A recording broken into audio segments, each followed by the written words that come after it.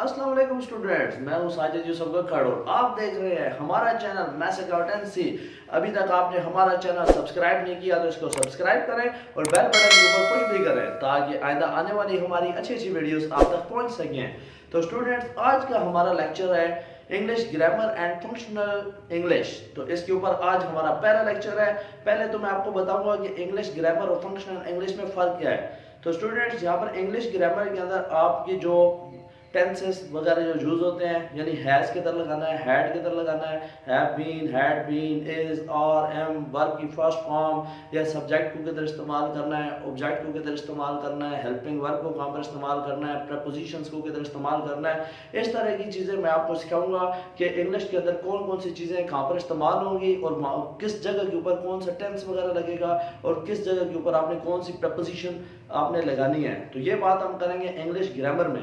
और functional English के अंदर स्टूडेंट्स हमारी रोजमर्रा की इंग्लिश आ जाती है, जैसे दफ्तरी इंग्लिश, जैसे दफ्तर के अंदर जो लेटर वगैरह लिखे जाते हैं, रिपोर्ट्स लिखी जाती हैं, या कोई ऐसे वगैरह हम लिखते हैं, या कोई भी चीज़ हम इस तरह रोजमर्रा जिंदगी के अंदर कोई भी राइटिंग में हम इंग्लिश कर रहे होते हैं, that is called functional English. तो आज हम स्टार्ट लेते हैं इंग्लिश ग्रामर से। इंग्लिश ग्रामर में आज हमारा बहुत ही इंपॉर्टेंट टॉपिक है, दैट इज टेंसेस। तो इंग्लिश में जब आपको टेंस आ जाते हैं तो आगे आपके लिए इंग्लिश को चलाना बहुत ही इजी हो जाता है। तो स्टूडेंट्स, तीन तरह के टेंसेस होते हैं। जमाने, टेंस मीन जमाना। जमाने कितनी तरह के हो सकते हैं? तीन तरह के हो सकते हैं, दैट इज पास्ट। एक तो वो है जो गुजर गया है, आपका पास्ट। एक है प्रेजेंट, हाल, जो अभी जारी है। एक है फ्यूचर, मुस्तकबिल, जो आने वाला है। तो आप अभी देखें करंट सिचुएशन के अंदर एक कल का दिन था जो गुजर गया है, या एक लास्ट ईयर था जो आपका गुजर गया है, या आज से 20 साल पहले की बात है वो गुजर गया है, तो वो आपके पास्ट के बातें होंगी।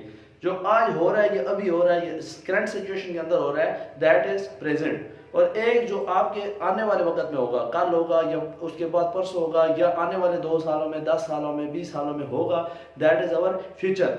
तो स्टूडेंट्स, टेंसेस टोटल इंग्लिश के अंदर जो टेंसेस होते हैं वो 12 टेंस होते हैं। इनको सबसे आसान तरीका मैं बता रहा हूँ कि आपने याद कैसे करना है। तो इसको याद करने का तरीका ये है कि टेंसेस के अंदर आपने पहले 3 के नाम याद कर लेने हैं। 3 टेंसेस कौन से हैं? पास्ट, प्रेजेंट और फ्यूचर।